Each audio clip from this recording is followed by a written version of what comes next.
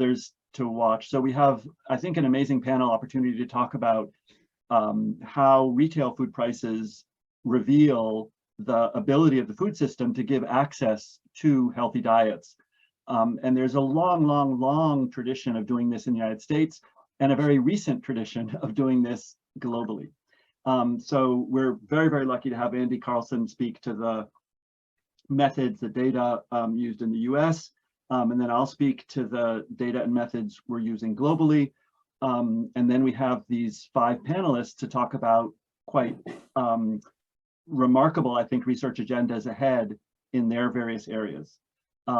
So Andy's been the longtime leader of this work at the ERS. I am very lucky to be able to lead this Food Prices for Nutrition project at Tufts.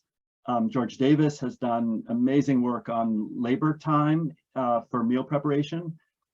Park Wilde worked on a lot of Thrifty Food Plan extensions, thinking carefully about SNAP recipients and their budgeting of and food choices. Chen Zhen on the global side, doing very good work on revealed preference and demand systems. Luis Sandoval on least cost diets in Central America, and Sudha Narayan on least cost diets in South Asia. So Andy has prepared, I think, a very valuable overview of the US story. So go ahead and share your thoughts on this, and I'll advance the slides. All right.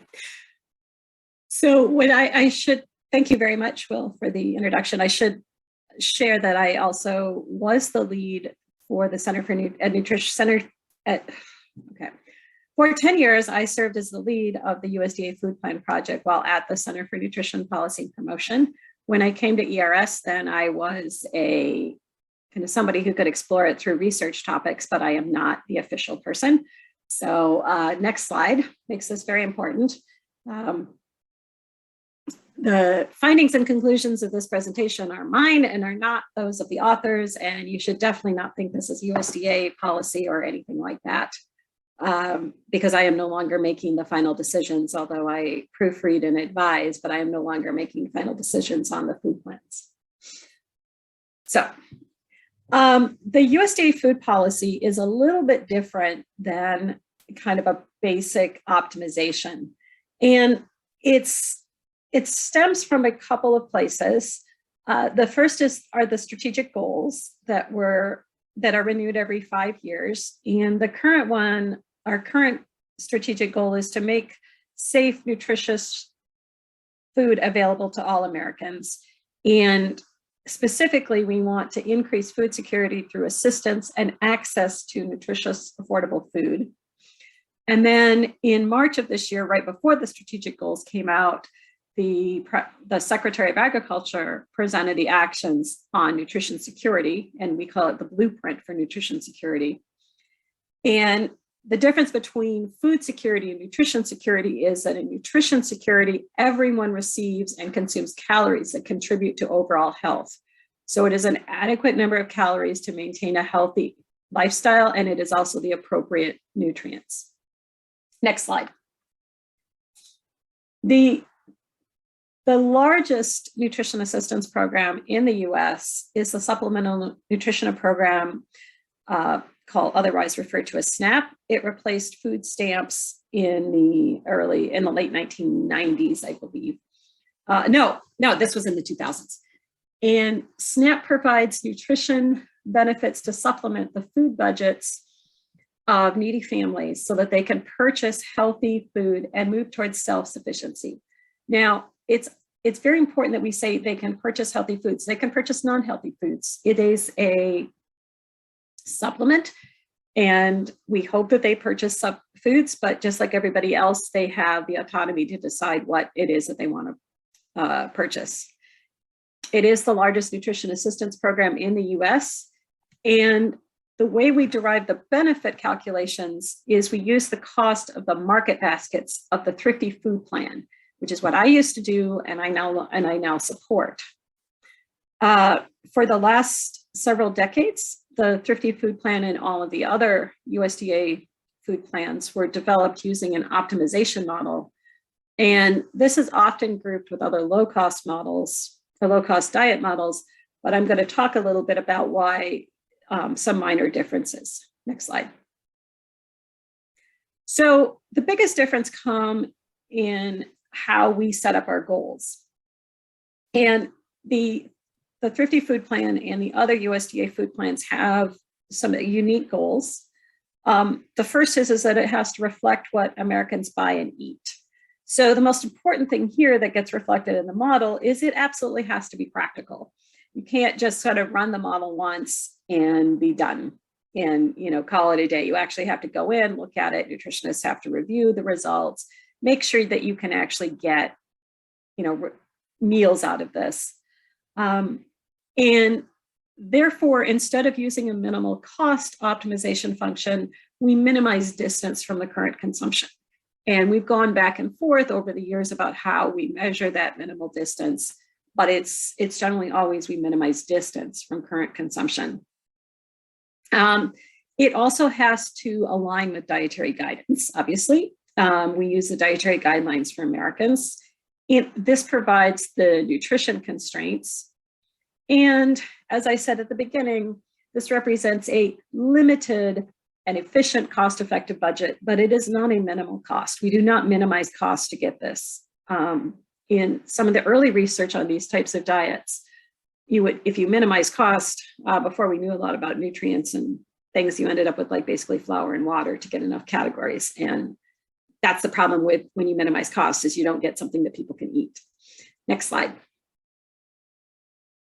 So just a brief history of the USDA food plans. We have been doing these, as Will said, for over a decade. The first publication was in 1894, but that was just aimed at adult males. In the 30s, during our Depression, it was expanded to include families. And at that point, they had the bright idea of establishing 4 levels of cost. The restricted food plan, which was for emergency use only. And then for a more normal period of time, the low cost was the lowest cost diet, the moderate cost, and the liberal. And these were updated over times as we became more aware of new nutrients and we actually started collecting data on what people eat. So in 1948, there was an update based on new dietary recall of food consumption. I don't think that was actually dietary recall. Food consumption patterns, what people are actually purchasing and eating in the household.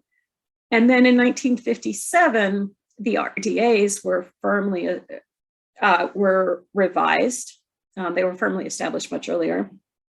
And then we also had new consumption data. So that was an update. And then in 1961, they introduced the economy food plan.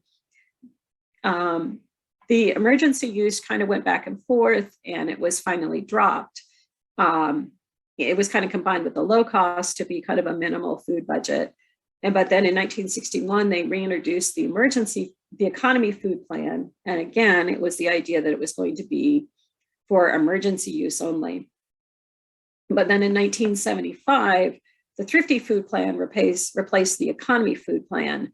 And now we set up, and it was the same cost as the economy food plan, but it had enough foods and nutrients, so it was no longer for an emergency, for kind of emergency use. It was meant to be more long-term. Next slide. So we started using an optimization model in 1983. They actually had used optimization models before that, but they were all done by hand. And so by 83, we could use a lot of computer multiplication, but there was still a lot of hand calculations. We were actually flipping matrices by hand. I wasn't, but other people were. We still had a lot of human computers going on.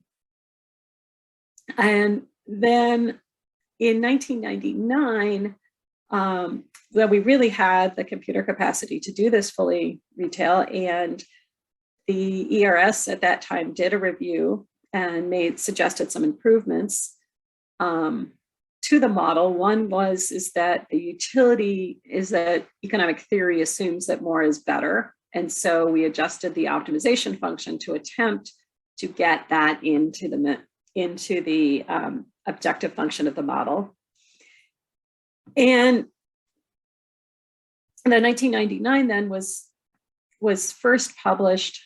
Then the actual model then was actually first published for the first time in the 2003 administrative report on the low cost, moderate cost, and liberal food plans.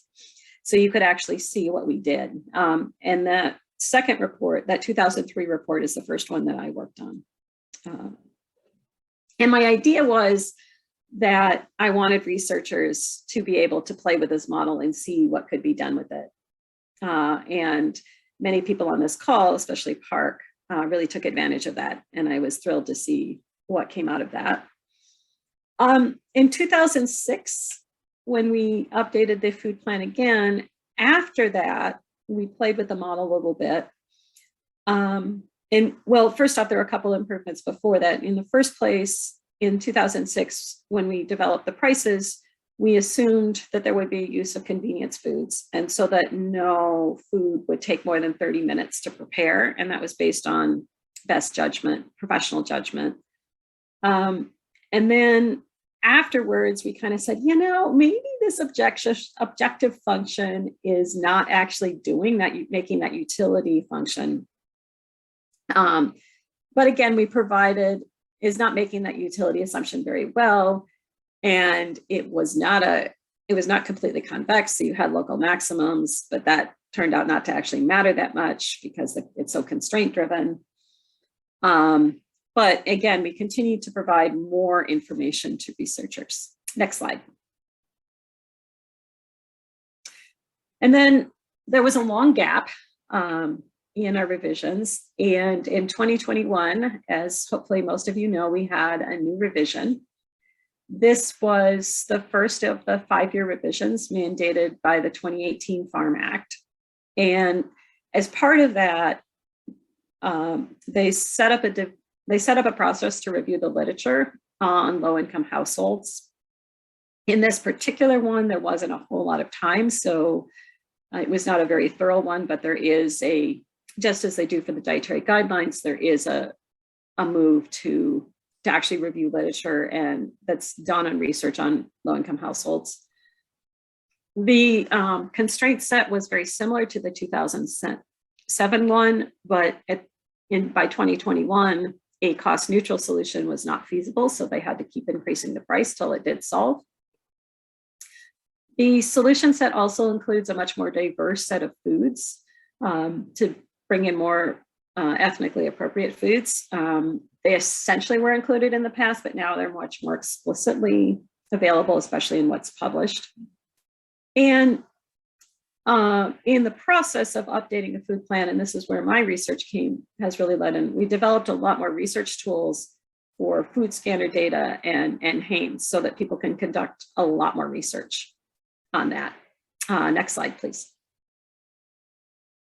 So in conclusion, the goals of policy-based low-cost diet models assume individuals will be able to eat the final market basket.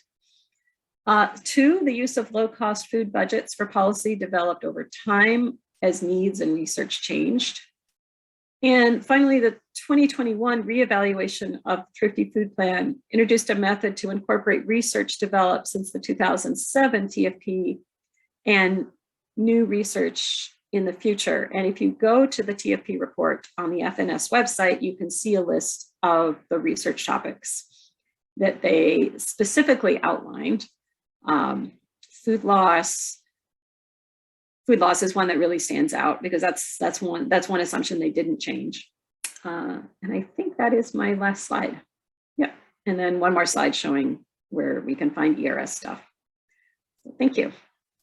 Fantastic. Oh, thank you so much, Andy. And I think the best way to proceed, is to just run through the agenda quickly and then have conversation. But if folks want to use the chat box, I've got it up on here so I can see actually any interruptions and things.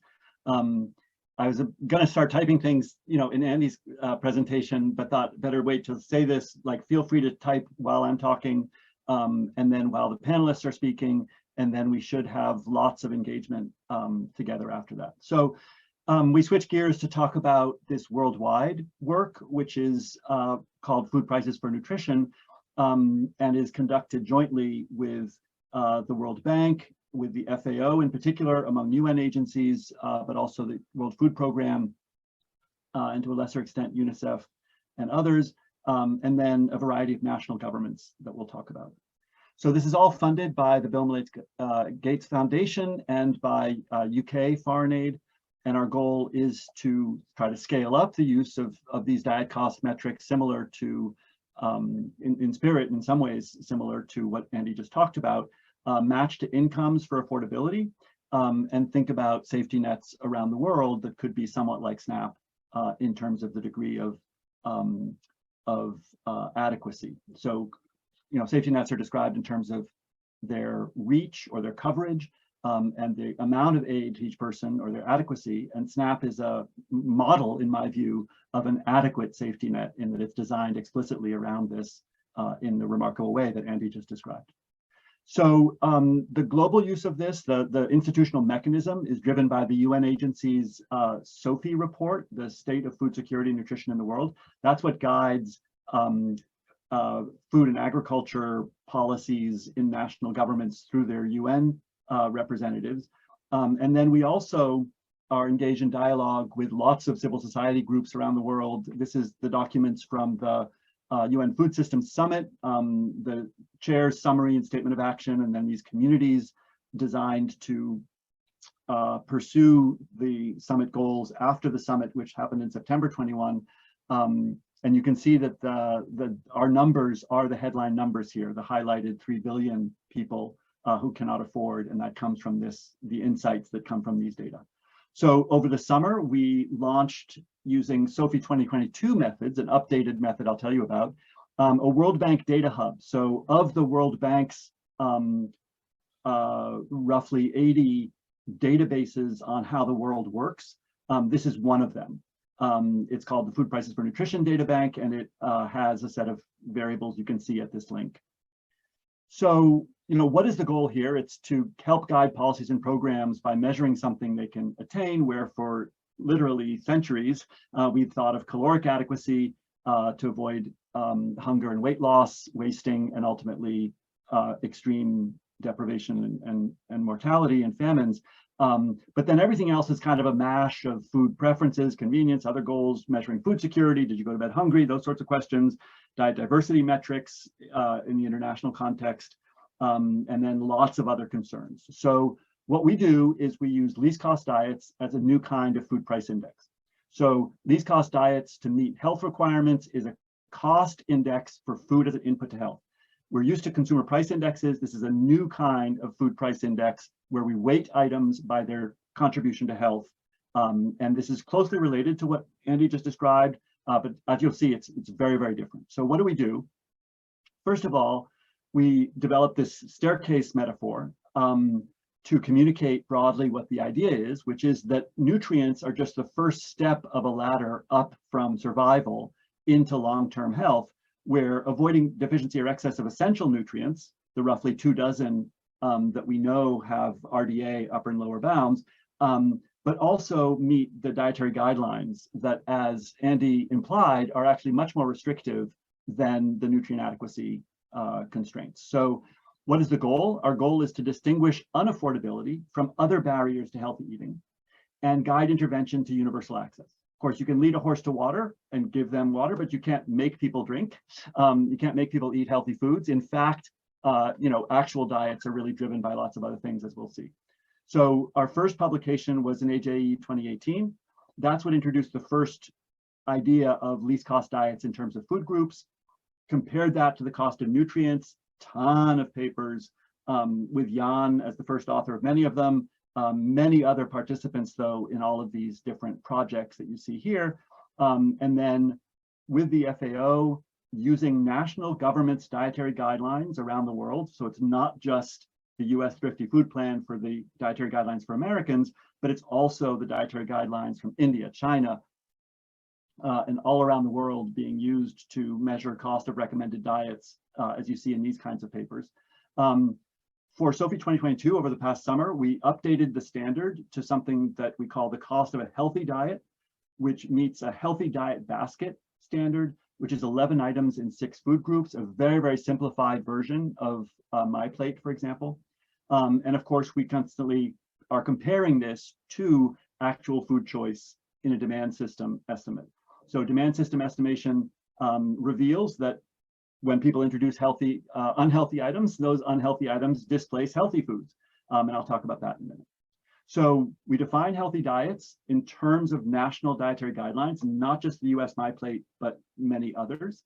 And we, our sort of secret sauce in this project is to match every food item and its price to its food composition, so as to operate isocalorically, so that we're always allowing substitutions within energy balance to meet dietary guidance and health requirements. So that conversion is the heavy lift. That's the data intensive step of this. A lot of it, though, involves nuance about dietary guidance. So all of this comes from our colleague, Anna Herforth. So Anna Herforth is a longtime nutritionist, very, very active in the global food systems community. And she knows more about dietary guidelines than anyone. She's written big reviews of them, lots of work on them. And so our work in this area relies entirely on her guidance to do this work. So SOFI 2020 used the median cost of meeting 10 quantified guidelines. Now we use a single healthy diet basket derived from 31 different guidelines. So as we expand the universe of national equivalents to our My Plate, we get more and more commonalities between them. So that's what we're trying to do, is to identify what are the common things that each of these national governments. Of course, you're looking at, peanut stew in an African context, rice and vegetables and so forth, pork in a Chinese type dietary guideline, chapati and dal in an Indian guideline, and rice and beans in a Central American guideline, all different types of foods, but we're all inside, under the skin, we're all pretty similar. And it turns out that dietary guidelines actually understand that. So we ultimately reduce the food group requirements to 6 food groups. So on the My Plate, only 5 are shown here, but there's more in different food guidelines, sometimes 7 or 8 or 10 different food groups. Commonalities lead us to just 6. And here's what they look like. So to meet the bulk of what dietary guidelines call for, and this is the specific energy balance of a 30-year-old woman in the WHO median distribution of a reference population of healthy heights and weights, turns out to be roughly the global average, unweighted of all people. I'm slightly below this personally, but other people are a bit above it. You know where you are, you might know where you are, but we could calculate where you are relative to this, and you would scale up or down accordingly. But for costing, this average person is a pretty useful benchmark. And how do you distribute energy to get all of the micronutrients, all of the phytochemicals, other bioactive compounds, some identified, some not yet known, that associate food group diversity with health outcomes? Here's what you need: 2 starchy staples, 3 vegetables, 2 fruits, 2 animal source foods, 1 of each of these. Roughly fits the 31 dietary guidelines that have been quantified. And of course, dietary guidelines refer to cups or liters or kilograms or grams or servings. They don't speak of this in energy terms. So when you look in dietary guidelines, you're looking at guidelines that specify ranges like this.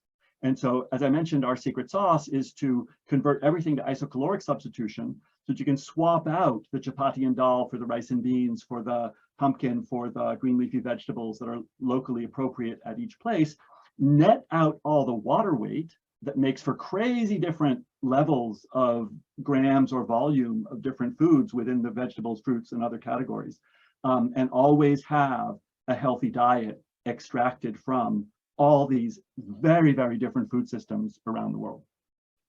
So I want to just compare this benchmark of a healthy diet basket to revealed preference. And here, working with Will Martin at IFPRI, we're building on Guel and Guimbard 2019 paper in the AAEA that estimated a demand system. So what we're looking at here is the shortfalls below the HDB healthy diet basket target by income level in this global average demand pattern. I'm showing you deficits or shortfalls below the target, the HDB target that I just showed you. And the key insight here is that for the poorest countries in the world, this demand system would have a global deficit in the healthy food categories of about 580. They now get that, of course, from cheaper starchy staples. The foods that are short are shown here: animal source foods in purple, oils and fats, pulses, nuts and seeds, vegetables. And then once incomes rise at about this level of income, in this demand system, the animal source foods target is met. At this level of income, the lipids, total fats and oils target is met in this demand system. And then as people get richer, there's just no further revealed preference on average for vegetables and fruits, oils and fats. Of course, this is pulses, nuts and seeds. Of course, this is a global average simplified demand system for the purpose of seeing patterns in a very stylized way. What we see is the dietary transition that keeps going as people get richer, displaces the healthy food basket after about $15,000 per capita per year. And the net result is this adequacy of actual intake relative to this target that gets better and then gets worse. So at first, the deficit is 580. By the end, it's again even more than that, 650 or so. And in between, it gets to just 300 calories per day below the target of these, because there's too little vegetables and fruits and too little pulses, nuts, and seeds. So what are people eating instead? It's the starchy staples for poor countries. This is above the target in terms of what are the excess unhealthy foods that people are eating. For poor people, they're eating much too much starchy staples. Everyone in this demand system loves sugar, and sugar is quite cheap in low-income countries, but it doesn't change much. Sugar is not the story of dietary transition away from the healthy diet basket target. It's ASFs and oils and fats that overshoot and displace healthy food. So that's what you see rising here. So that gives us the overall comparison of this healthy diet basket to revealed preference on average. Of course, each of you would have different studies of revealed preference to think about and different examples of choices that are not the healthy diet basket line, which is 0 here. But just to be clear of what a healthy diet basket looks like, I show you here 3 example countries using our workhorse data set, which is the International Comparison Program prices from every country in the world of all the healthy food groups that you see in the upper right corner here. So when you take these item prices, you painstakingly convert every item to its caloric content, you match to the food group and identify the least cost, 2 starchy staples, 3 vegetables, 2 fruits, 2 animal source foods, 1 pulses, nuts or seed, 1 oils and fats. These are the least cost items. So as Andy clearly stated, when people first started doing least cost diets, the recommendations, the result was just, as Andy just said, like water and flour, and a lot of lard or something like that. It was just crazy. But as you see, what we do as we move forward is to get more and more realistic, plausible, not necessarily delicious, and certainly not aspirational. And as you'll hear from George Davis, not easy to prepare either, kinds of meals. But you could imagine having this in your pantry and eating pretty decently each day. What you'd be eating is quite different in the different contexts, but there are some interesting similarities. So notice, for example, that onions and carrots are very consistently low-cost vegetables around the world, that the least cost fruits are sometimes dried and sometimes fresh, and sometimes internationally traded and sometimes not, that the animal source foods that are least cost differ a lot by place, and that the pulses, nuts, and seeds do too, and that to some degree, these least cost items reflect the food systems that we see delivering things at low cost. So notice that in Italy, home of Parmalat, UHT milk's pretty cheap. right? So this is shelf-stable milk in boxes. And then frozen chicken is like really cheap, you know, and then in Senegal, it's a coastal country, but it's crazily has no refrigeration, you know, and so dried fish is the cheapest. And so what we get is just a lot of insight from these isocaloric substitutions. And our big discovery from the SOFI 2020, the original kind of, in some sense, bombshell finding about the world, is that least cost items are just have similar prices for lower and higher income people. There's no discount for being poor. There's no lower prices in low income countries. That is not what happens. What happens is that real costs of the caloric adequate foods, the nutrient adequate foods, and then the healthy diet basket type foods are pretty similar around the world. Actually lower cost in high income countries due to dairy, and some interesting action around the world within this, but it doesn't vary very much. What really varies is incomes, and incomes are what drive affordability. Income variation is what drives affordability. That's what we see over and over again, and that's what our research drives us to.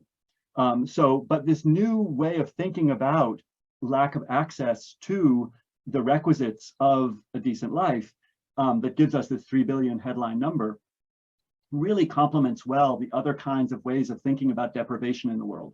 So the other ways of thinking about deprivation in the world kind of start with the $1.90 or dollar a day poverty line of the World Bank, derived from what national legislatures say is poverty, the undernourishment that began in the 1960s from a great Indian statistician called Sukadme, who developed the prevalence of undernourishment measure, and then the food insecurity experience scale that Park and others have worked on so much, that started in the US in the late 80s and 90s, and then extended globally by the FAO in the 2000s. And so this new metric introduced in 2020 for SOFI 2020 is really just one more step in this evolution that we're looking at here.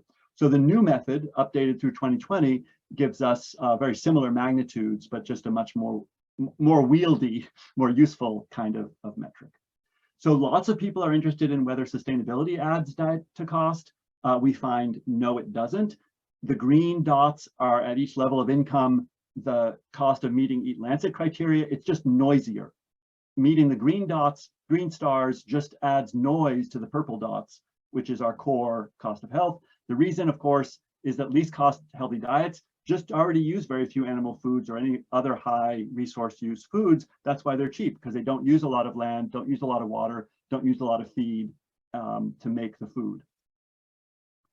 Cost of nutrient adequacy varies a lot by age, sex, and reproductive status, especially as a child ages and gets bigger, but also during pregnancy and lactation.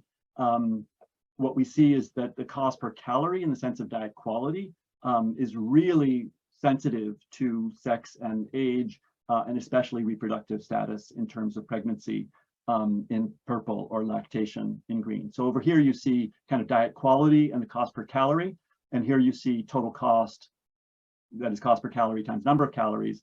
Anybody who's got an adolescent male in the household knows they can eat you out of house and home, so higher cost per day just because they're both already big and growing fast. And then anybody with lactating spouse or family member knows they're also eating for two, and the child's getting bigger. So that's more total than even pregnancy itself. So, you know, we do a lot of different things. So if you're curious about this, we have papers on lots of topics at the project site. The SOFI report itself is the main ways that UN agencies work through this, but the World Bank is increasingly taking the lead through Jan's work with the Development Data Group. And then lots of other platforms pick this up. So you can see the Food Systems Dashboard that's led by Jess Fanzo for the Countdown Initiative to complement Sustainable Development Goals and build towards new development goals for 2050. We certainly hope that this will be a development goal for 2050. We'll see. And then Our World in Data is the major kind of most highly trafficked, you know, millions of visitors going to see what food prices are. This is what they're seeing now. So, you know, what we see is just healthy food's expensive. All this stuff is pretty expensive around the world. There's no poor person's discount. seasonality, et cetera, makes a lot of difference. Affordability is the name of the game in terms of numbers of people. It's just about access in terms of whether there is a SNAP type program or something else to complement people's incomes. And then something about food system change to lower and stabilize prices. Adding sustainability criteria makes no difference. That's a separate conversation. It's not what this is about, because if you are choosing the least cost items, they already have very little water, land, energy in them.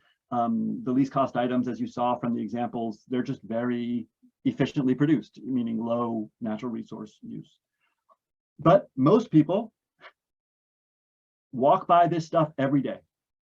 We even look in our fridges and we see this stuff and we say, there's nothing to eat.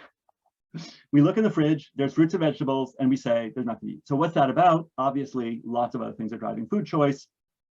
There's nothing to eat right now.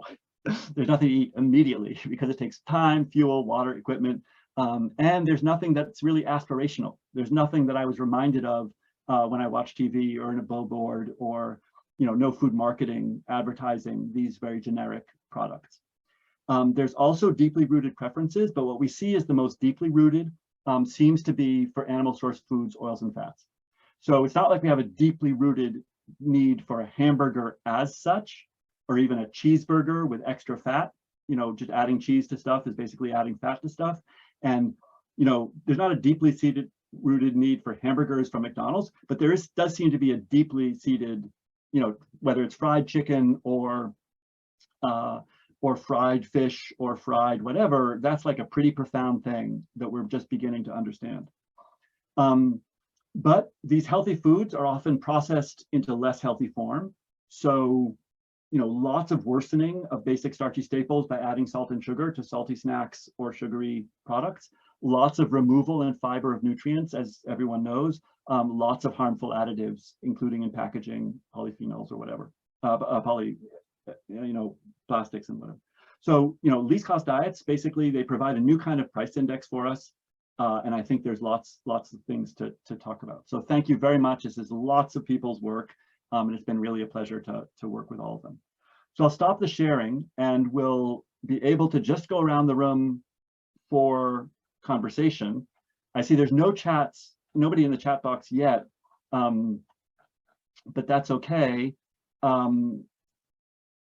George, do you want to start? And we'll have George, then Park, then Chen, then Luis, then Sudha. Sure. Thank you, Will, very much. So I want to start out by basically providing kudos for this work. I mean, I think it's hard to overestimate the importance of this work. I think those of us who are mature in the profession realize that this is probably a lot more important than another AJAE, an AER, or even an econometric. I mean, and I say that because literally people's lives depend on this stuff, and because nutrition policies are based on this. So, I just can't emphasize enough praise for the work that Andy has done and Will is doing, because it's just so important. It's hard, it's challenging. I think Andy and Will would probably agree, probably the most accurate description is tedious. In terms of, you just have to pay great attention to detail in doing this type of work. And unfortunately, you a lot of times won't get a lot of professional recognition for it, but there are people who are benefiting greatly from that. So again, kudos to you. Thank you for the great work you're doing. So, as it says on the agenda there, I'm to speak to time, labor. I'm gonna quit using the word time. I think labor is probably more important. And that's where my research is focused. And I want to separate, I'm not going to give any numbers. I just want to separate out the discussion into conceptual versus empirical, okay? Because I think that distinction turns out to be very helpful. So I want to back up to the basic question. How do you calculate the cost of producing anything? Okay, this is an Econ 101, or you go to the accounting department, it's a cost accounting book. And what do? You add up the sum of all the input costs, okay? for what you're producing. And in the context here, what we're producing, want to produce is a diet. And if you go to any nutrition book, a diet is defined by what people eat. And Will alluded to this, people eat meals, they don't eat food groups, they don't eat nutrients. So food groups are not meals and ingredients are not meals. So meals require both food groups, all this stuff, but they also require labor and possibly other inputs as well. And this is basic household production economics. So conceptually, I don't think anybody has any problem with that. And you've heard me say before, I challenge you, if you have a problem with that, when you get home tonight, think about what's determining your choice. How much of it is determined by price versus how much of it's determined by time, okay? Empirically, it's extremely challenging. It's very, very challenging to incorporate labor into this. And why is this? To take into account of labor requires moving, and you got to be somewhat familiar with the old Lancaster household production take. You're moving basically, you got to move from quantity space to some other space that is more conducive for including labor. And this is challenging for two reasons. One, nutrition and diet suffer from a curse of dimensionality. And what I mean by that, there may be a fixed number of food groups or ingredients, but they can be combined in an infinite number of ways, okay? Just the combinatorics of it are overwhelming. So there are many, many, many more recipes and dishes than there are ingredients, okay? So if you're going to try to incorporate labor, you got to move from the input to somewhat the output. Two, even if you solve that problem, valuing labor has always been a challenge in labor economics. So it's challenging, but it's not impossible. So I want to talk about three possible solutions going from the hardest to the simplest. So obviously the hardest would be go into your math programming model, come up with a new math programming model that includes time. And basically what that requires you doing is moving the space of focus from a quantity space to a meal space, right? Or recipe space.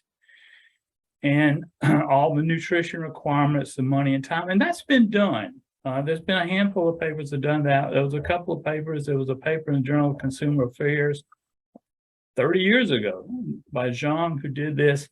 They had a money constraint, a time constraint, and I'm going to give a quote here.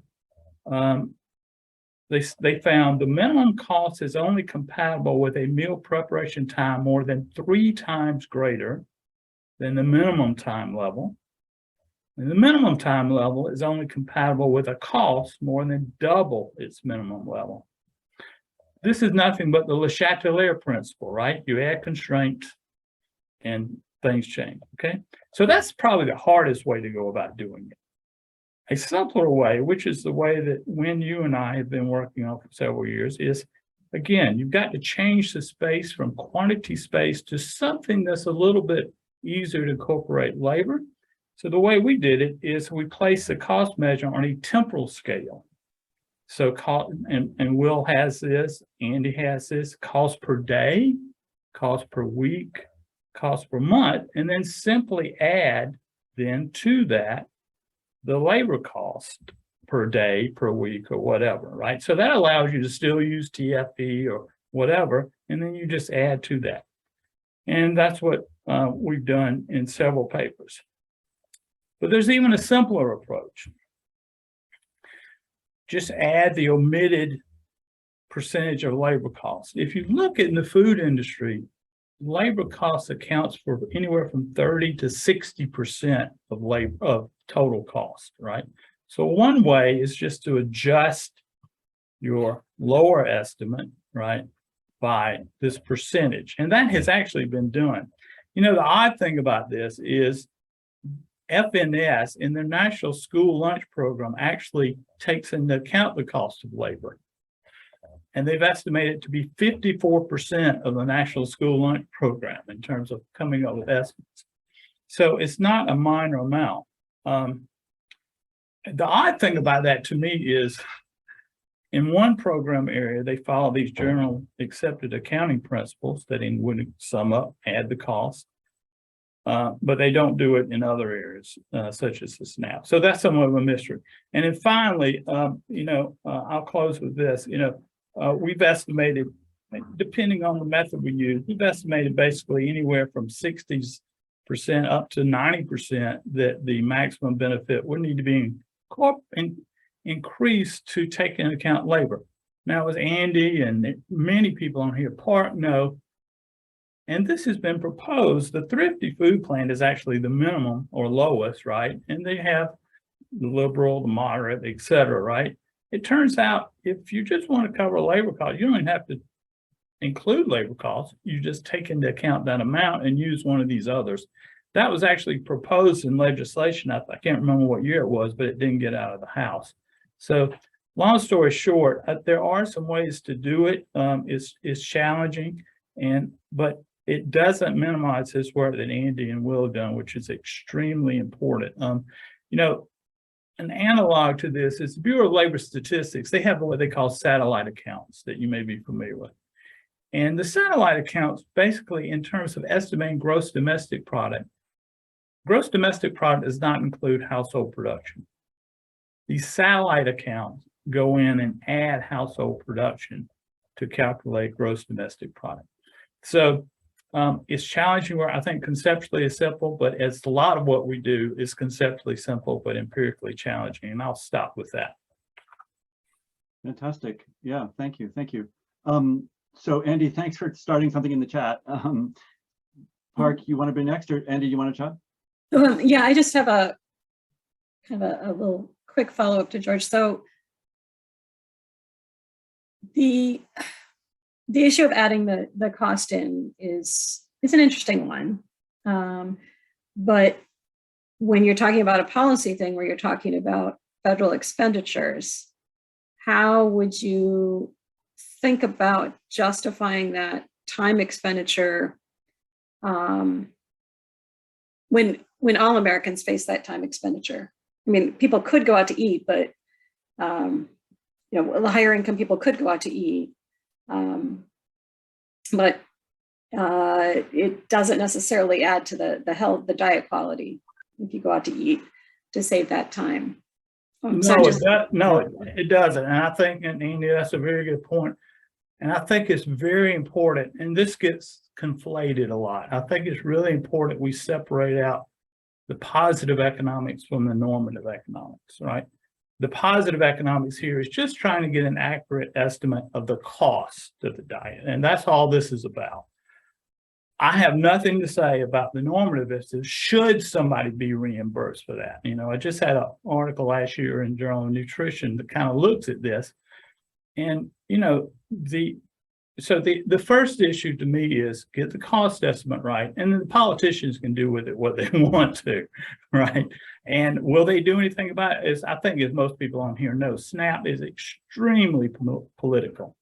And getting people to agree on that is from a political standpoint, is extremely difficult. So, I'll have somewhat of a narrow focus here in terms, let's just get the cost right, which is basically adding up all the input costs, is how I would respond to that. Fantastic. Yeah. We all have the same 24-hour constraints in life. My mother always said that's the only thing that's always scarce is time. And we all have the same time budget constraint in some sense. We have different, of course, competing demands. And it's also very interesting to think about SNAP in the context of the competing demands. Park, you might want to mention, I don't know, the degree to which housing allowances in SNAP make a difference. In our international work, we found that it's the non-food requirements that are driving affordability much more than differences in food costs, because non-food costs differ so much more than food costs themselves. So Park, Park, and then Chen, Luis, and Suda. Great. Like everybody else has been saying, it's a privilege to be part of this conversation, just because people both in the United States and focused on other countries have been so aware of the need to consider simultaneously the cost, the nutrition quality, and some respect for people's preferences. And so the different ways that that's being done in different parts of the world is really good for us to learn from each other. as with Andy, my disclaimer is even stronger, just because I'm using Thrifty Food Plan style models. But it's important to say at the start that I'm not exactly seeking to imitate the Thrifty Food Plan. And so USDA has a whole separate set of important responsibilities that I respect a lot.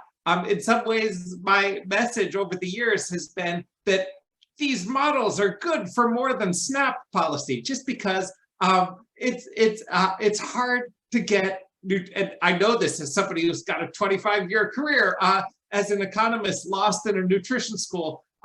It's hard to get economists, applied economists and nutrition scientists to really understand each other. And having this little sandbox to work in that has a substantial amount of respect by both the nutrition scientists and the economists is enormously useful for getting the conversation actually engaged. To the nutrition scientists, sometimes the diets that get chosen by these optimization models are a little on the esoteric side. Not as Andy said, it sometimes requires some fiddling before you can make them match what a nutrition educator would actually want to present to an audience. And on the flip side, when economists look at this as a little bit akin to constrained utility maximization, some of the modeling choices seem odd. The utility function is essentially a quadratic loss function from some bliss point, where the bliss point paradoxically is current consumption. So you're trying to choose a diet that's not too different from current consumption. That's not exactly the way an economic theoretician would do it, but I don't judge it badly on those grounds at all.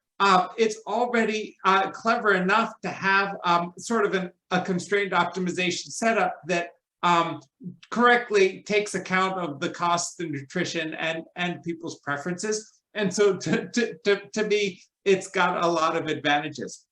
Currently, with support from the National Institute of Food and Agriculture, colleagues and I are working on a mixed method study using both qualitative and quantitative methods to understand the aspirations that people have for the diets that they wish for in a low-income US setting, and simultaneously the constraints that keep them from getting there.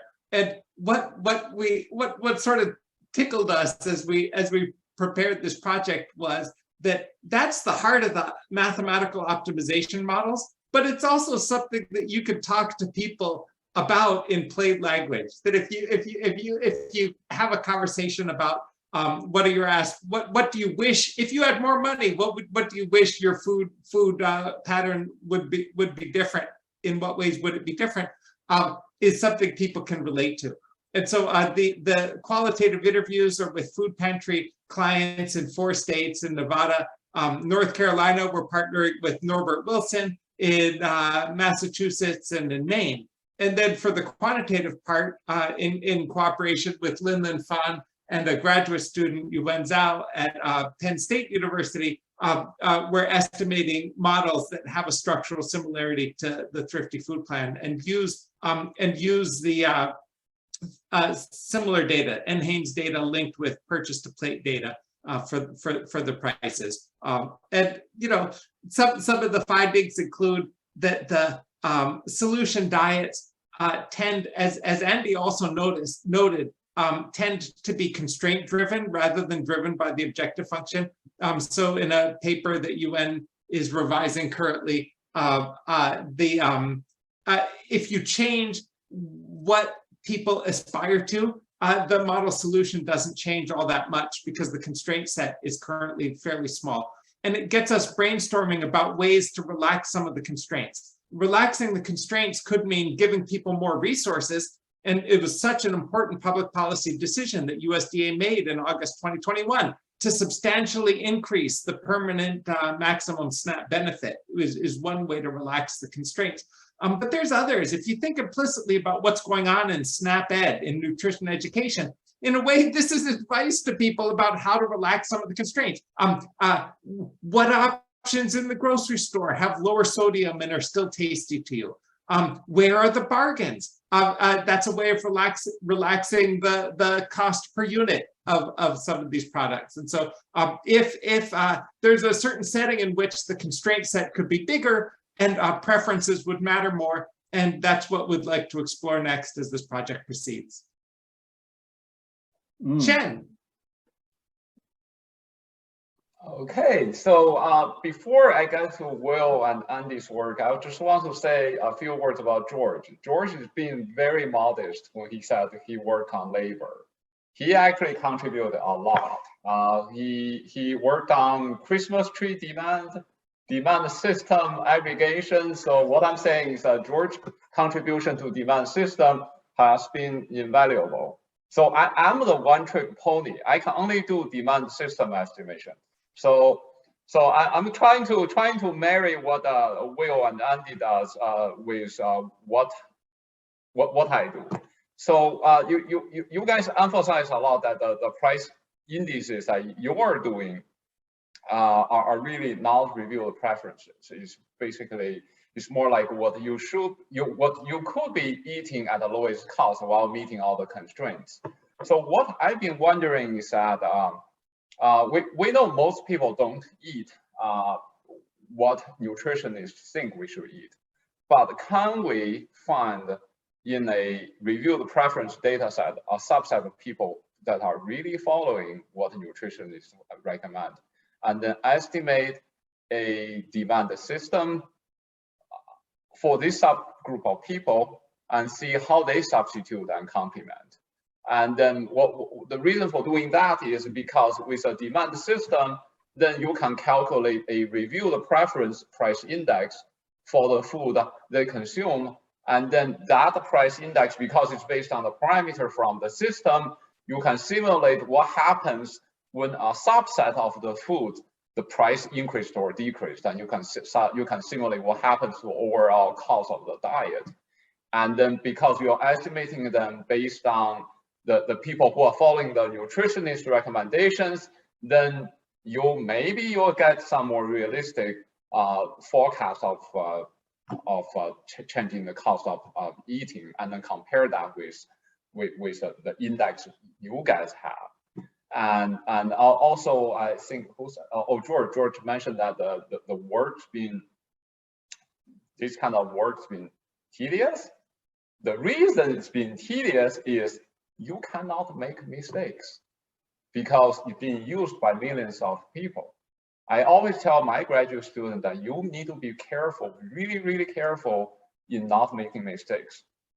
But if you make any mistakes and get it published, the odds of that being captured, the error being captured, is very small in published journals, but not in a data set that you guys provide for people to use. So that, I think that's the reason it's been tedious, is that you cannot make mistakes. So yeah, that's my comments. So fascinating. Yeah. So have you started to estimate this demand system for the healthiest NHANES respondents, for example? No, because my advisors always taught me not to select your sample based on their consumption. So that's a sample selection issue. But what we have done is to look at people with obesity and people who are not obese. And what we found is preferences for the people with the normal weight people, their demand for healthy food is, their preferences for healthy food is greater. And the consequence of that is, say if you put a 30% fruit and vegetable subsidy like PARC did in their evaluation, the healthy eating pilot, is that really it's only going to be the normal weight people taking advantage of the subsidy. Okay, the obese people are not going to take advantage of that. And yeah, so. Fascinating. Yeah, no, that's super interesting. Thank you. So we can go to international kinds of work in addition to the international stuff that Chen has done. And first with Luis and then Sudha. Thank you, everybody. First of all, thank you for having me here. I'm still very young in the profession and I cite the work that you guys do. So it's really, really a pleasure to be here with you. As a little bit of background, we started this work in minimum cost diets as a class exercise in optimization, but then we liked it. I have been doing some work in food security since the early stages of my PhD when I was back in the US. And the idea that we had was actually to also use minimum cost diets as a cost index that people were having. We were having doubts about the values that we were giving about the food baskets. So the idea was to have something to actually compare the cost of the diets in Central America. It was no surprise. We saw very little variation in the cost when we were looking at the food baskets in all the countries. And then we had a lot of variation in the minimum cost diets that we were estimating. Suggesting, of course, that people may be having less access to nutritious diets in very specific periods of the year. I'm happy that since we have been following much of the works that you guys do, I believe that we are on the right track. We started only estimating caloric deficiencies. Then we started working with nutritionists, and the diets that we have been estimating now have nutritional constraints that allow for substitution between groups. So we are forcing, that X percentage of the protein has to come from animal sources, from plant sources, and all of that. So we are confident that we are on the right track methodologically to actually have something that can be useful in the region. So far, we have estimated minimum cost diets that are nutritionally sensitive in Honduras, El Salvador, Nicaragua, and finally this year we added Bolivia. We got access to some very interesting data with very similar results. A lot of variation with respect to the food baskets and seasonality in the patterns that how expensive a diet is going to be. We have data. It is not easily accessible. If you go to the SIMPA, which is the food prices database in Honduras and Nicaragua and El Salvador, it is going to be PDF files. So just retracting the data takes time, even though we have tried to automate it. And, students automatization, they get to do it as a really nice class exercise, but it takes time. It doesn't make it any easier. And then we haven't had the right feedback from policymakers. I have taken minimum cost diets. We also estimated nutrient elasticities for El Salvador. And we have presented it in public forums, and we don't get support from local governments. So what that is going to mean for us is that policies are not going to be based on data. If you see from the news, we have a lot of populism, I believe is the right word for politics, when you have a decision-making based on what is going to make the candidate more popular. An example of that is that one of the most popular policies in Honduras and El Salvador are called agricultural packages, where for the production season, they're going to give smallholders corn and bean seeds so that they can plant, and some proportion of the fertilizer that they are going to actually need. That is not going to supply any nutrition deficiencies that people is going to have. And then very specific programs that are going to be oriented to nutrition, but that depend on international funding, for example, from the USAID. And that results in that the policies that we have, they're not very effective. We see that people, they start to be more food insecure during the lean season, which is going to be between July and September for the region. And we definitely need more effective policies. We have a lot of the problems that you see that people don't have the time, especially poor households. They're going to be working long hours, and then at the end of the day, they're going to go for what is more convenient. And that is exactly the same case. That's it. That's basically what I had to share with you guys. Thank you. Interesting. Yeah, it's remarkable that even Central America with relatively limited distances for transport, compared to Africa or sparsely populated places, seasonality is so important. And when you look at nutritious food groups, and think about their perishability and their bulk. That seasonality angle is so important, and the policy dialogue question, super interesting. Sudha, you've done amazing work in this area in India and elsewhere. Thank you, Will, and this has been absolutely inspiring to listen to all of you. But I'm thinking back to the step analogy that you used. I feel like we are at the first step and all of you are right on top.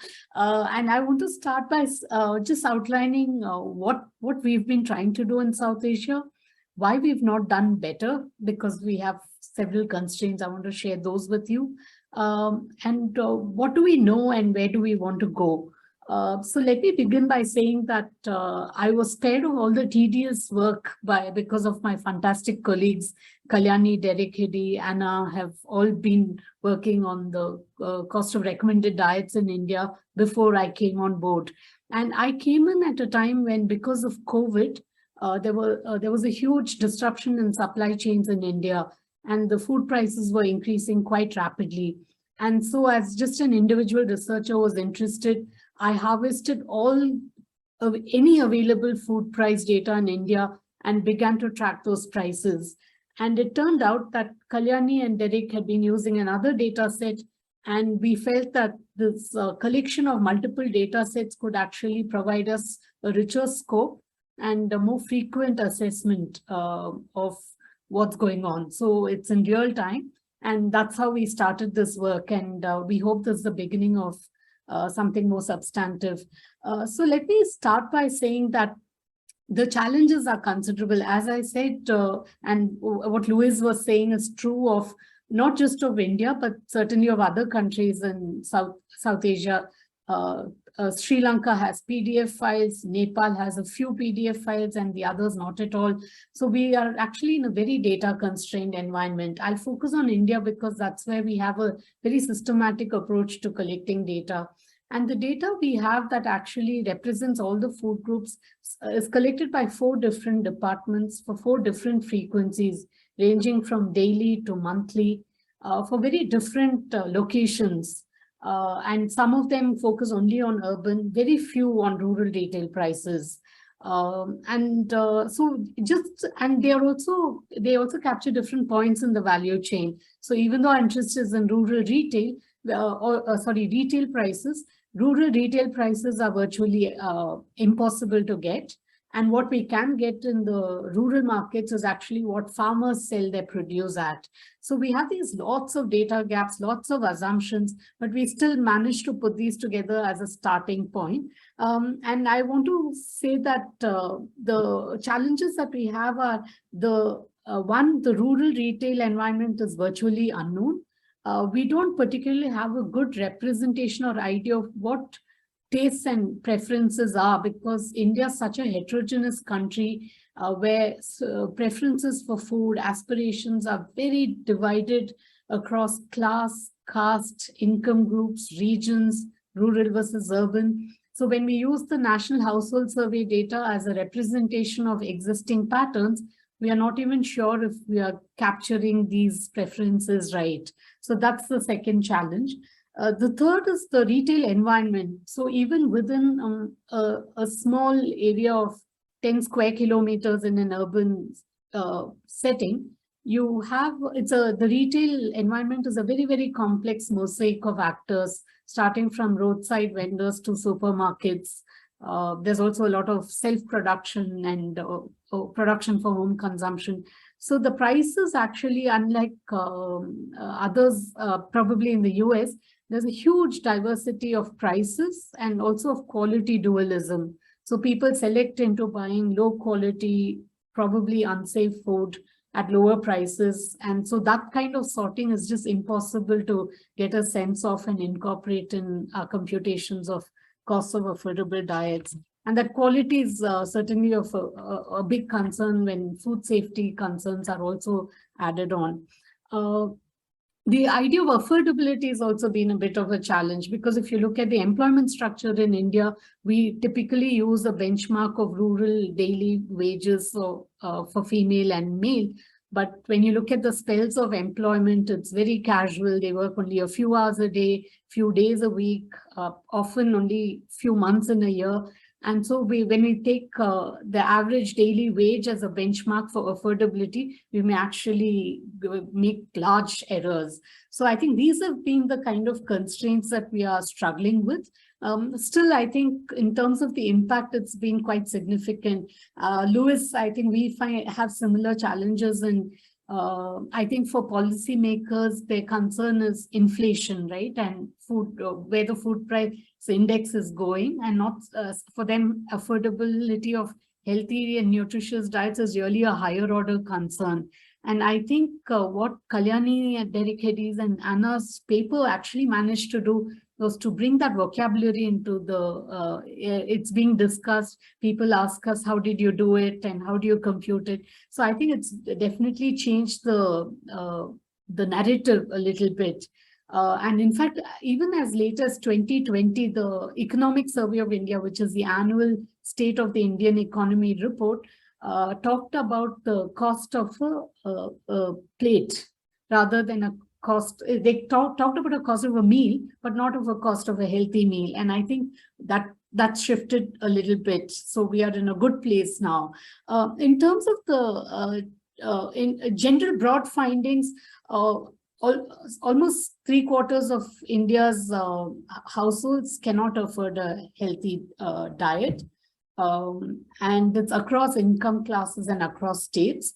In our most recent work, we have found that actually the top 2 quintiles in terms of household consumption, per capita consumption expenditure, are spending more than they need to, more than the cost of a healthy diet.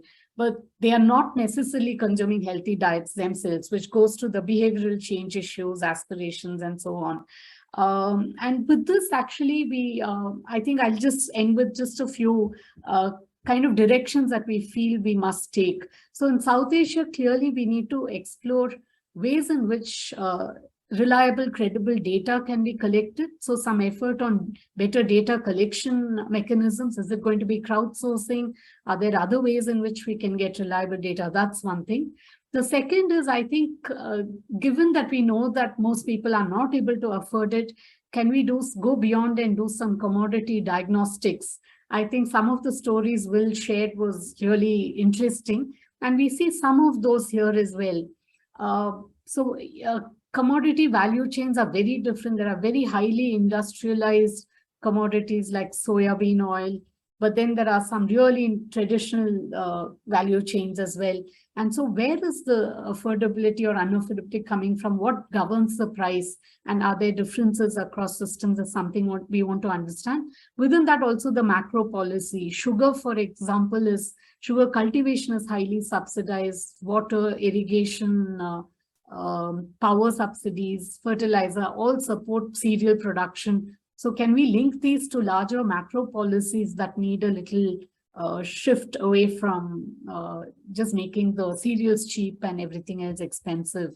And we're thinking of it in terms of 4 pathways. If you want to make nutritious diets more affordable, we can try and provide income support that make it more affordable, or we reduce the costs, and that cost reduction can come from reducing food loss, wastage, efficiency gains in the value chain, and so on.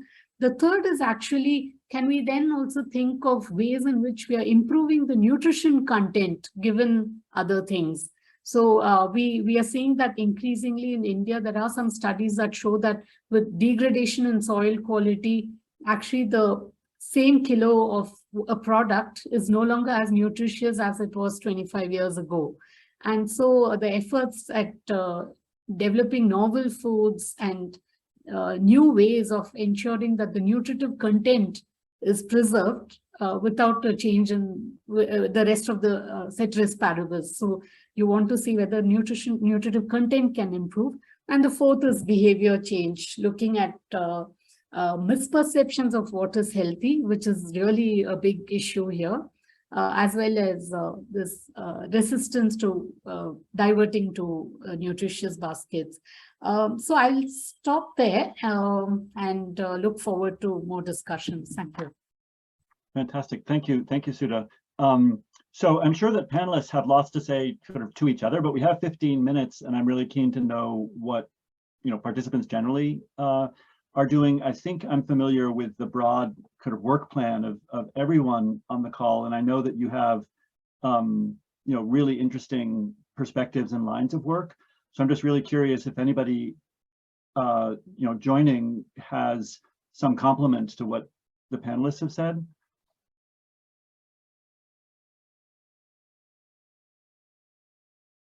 I find it so interesting, the different formulations, the ways that people speak of this research agenda is really revealing so much, many new lines of work, right? So Sudha just talked about quality dualism. And I was like, bing, we need to get on food safety and get on that distinction. Sudha, you also mentioned that third pathway of nutrient density, and we haven't yet mentioned the role of fortification, biofortification, as well as formulation, reformulation of products, in addition to supplementation as ways of increasing access to healthy diets. While people are kind of getting their thoughts together, I have a question for Luis and maybe Sudha. First off, I'm most of my reading and all of my research is based in the US, but I do occasionally get to read and review stuff from outside. But there's an article in, I think it was published in Nature Foods, and it's using the Informs method, which is something that Will and I talked about trying to work into our talks, and then weren't able to, but it basically pulls randomly selects a bunch of diets that meet constraints and then looks at them to see if they meet diet, or if they're remotely practical from a usability standpoint. And the one in Mexico that was done with Mexico found that actually the healthy diets were slightly less expensive than the not so healthy diets, and it was because they're kind of the foods that at least Americans face, or people in the US and Canada faces, all of these attractive, really palatable foods, were much more expensive in Mexico than the everyday staples that were basically healthy. And I'm wondering if in your lines of research, if you're finding that as well, or if there are just a whole bunch of other cheap or native foods that get in the way. That is not going to be the case for us. We estimate two diets. The one that is going to be the nutrient requirements, so that everybody has all the nutrients that they need. And then we have the constrained diet, where we force percentages of protein, carbohydrates to come from specific groups. It only gets expensive when we constrain the diet. Not surprisingly, what is most expensive for us is going to be the vitamin 12. That is the most expensive nutrient that we're going to have, being an animal source one. Yeah, basically that is not what we have is very similar to one of the findings that Will mentioned, that people is already eating what is going to be cheap. So for them, it's going to actually be to substitute corn and beans and move into vegetables and then other sources of animal protein, because we have we're very close by, but still we have an access issue for people to those higher, what is the word? More rich nutrient content foods. And Andy's point about the Informas project, I'll put in the chat box a link to that. There's plenty of others working in this space, not represented on this call. And they are, I think, the leaders. Andy's absolutely right to mention them. So that's led by Boyd Swinburne in New Zealand, and getting the Australian community together with people from all across Asia and Africa, and to some degree Europe, and to a lesser degree the US, to look at food environments very generally. And they preceded us in doing this. And then there's also individuals like Luis, who started doing least cost diet modeling, especially in Europe, in Germany, in Belgium, in Italy.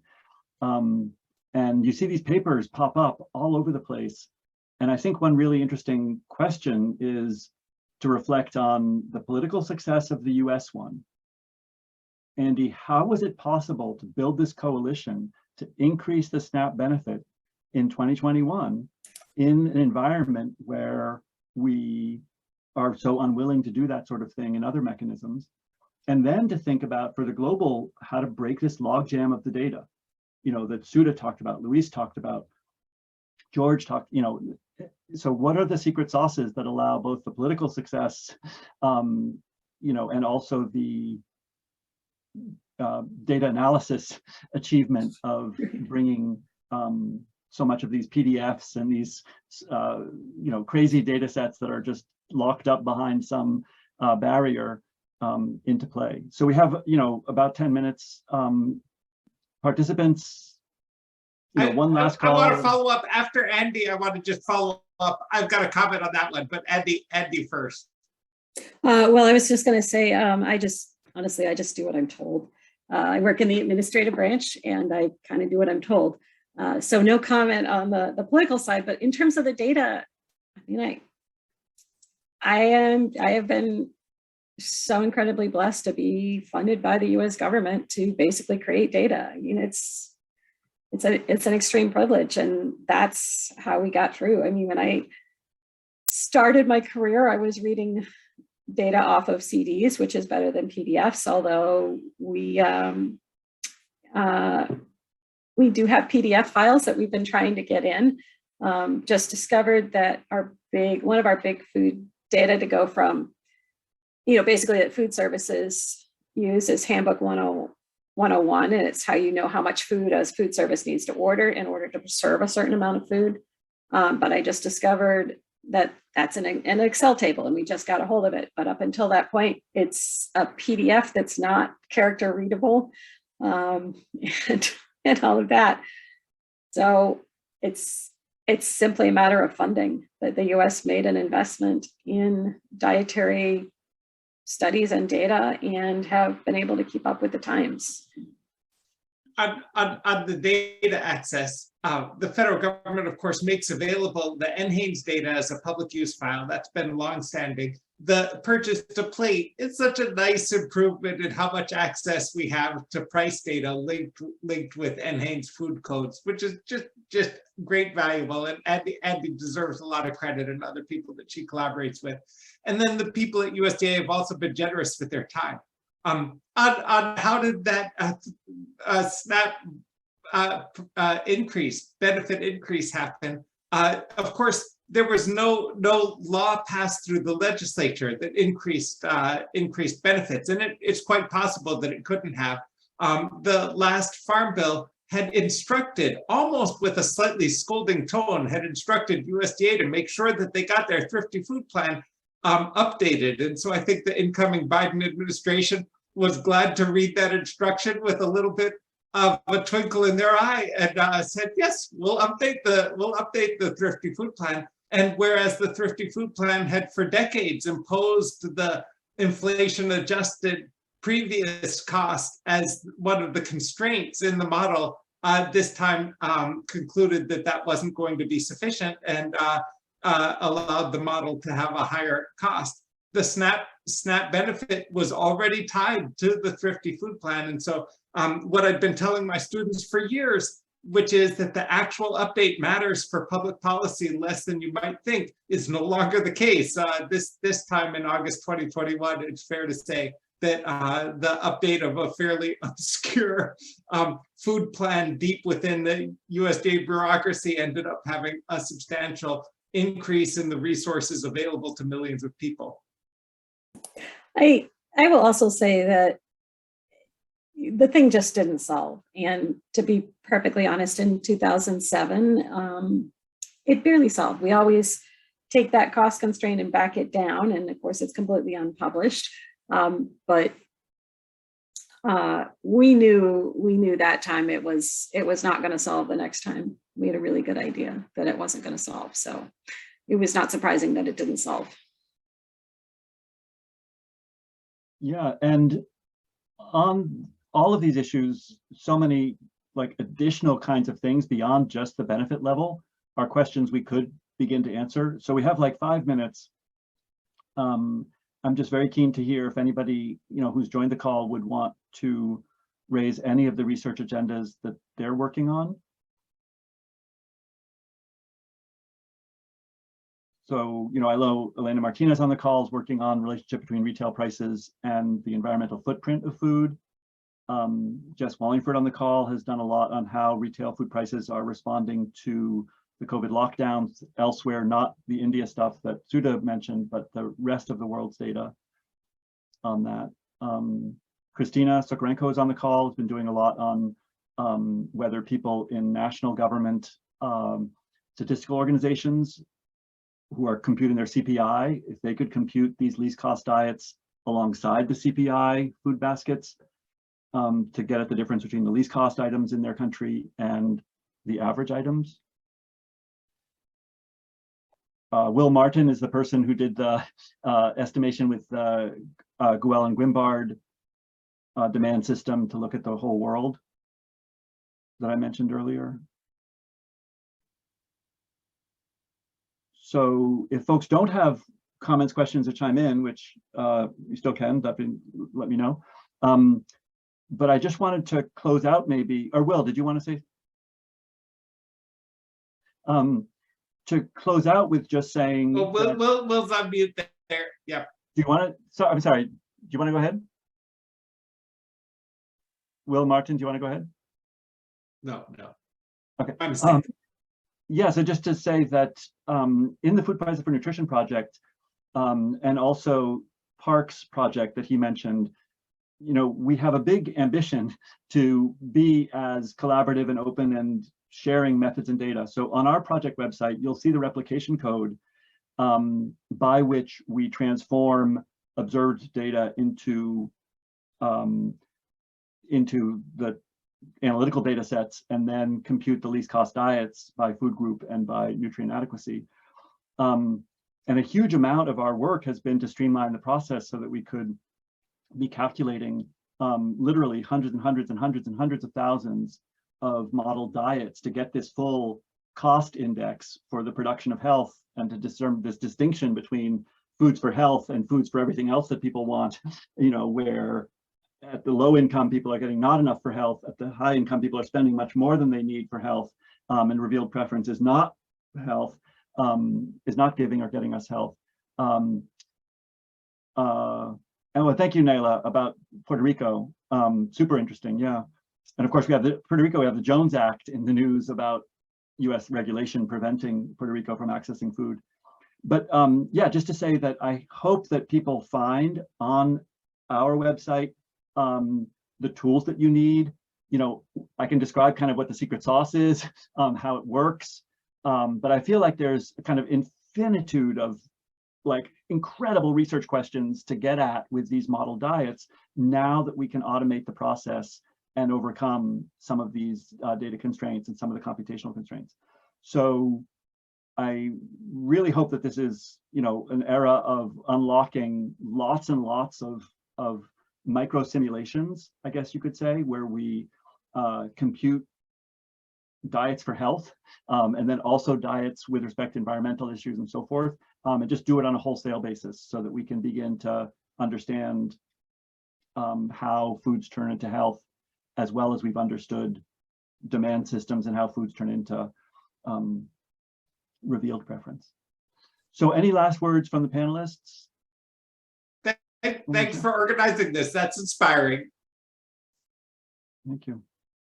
Yes, thanks very much for everybody's input and especially the hard work you all have done. Very important, as I indicated. Yeah, thank you. Thank you all. It's fun to get out of my little US domestic world. Thank you. Very good. Thanks so much for joining. Thank you, everybody. everyone. Take care then. Bye. Bye-bye.